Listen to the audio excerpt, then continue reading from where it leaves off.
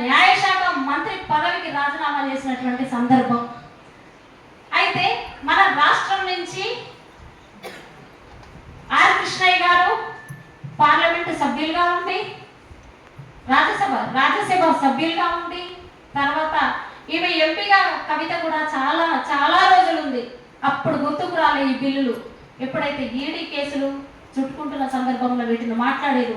అయితే ఇదే ఎందుకు చెప్పినంటే అనేక విషయాలు ఉన్నప్పటికీ కూడా బాను కూడా ఈ ఉమెన్ రిజర్వేషన్ బిల్లుని మేము మా సభను రికార్డు చేసిండు. అక్క సమయాభావం దృష్టిలో పెట్టుకొని చాలామంది వక్తలు ఉన్నారని అంటున్నారు. సరే, తప్పకుండా సభా మర్యాదను పాటిస్తూ అనేక విషయాలు పాల్పంచుకోవాలి. కొంత ఆలస్యంగా మొదలైంది.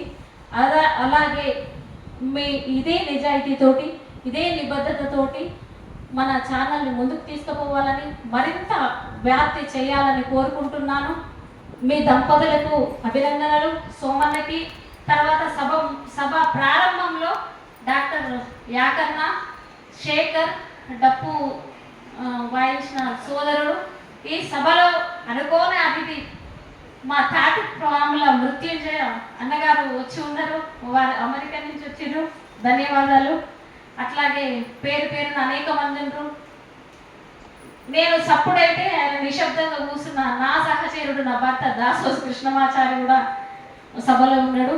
మీ అందరికీ పేరు పేరున కృతజ్ఞతలు తెలియజేస్తున్నా. ఈ సభను మరో 6వ వార్షికోత్సవం లోపల రూపం వేరే మారాలని ఆశిస్తూ జై తెలంగాణ.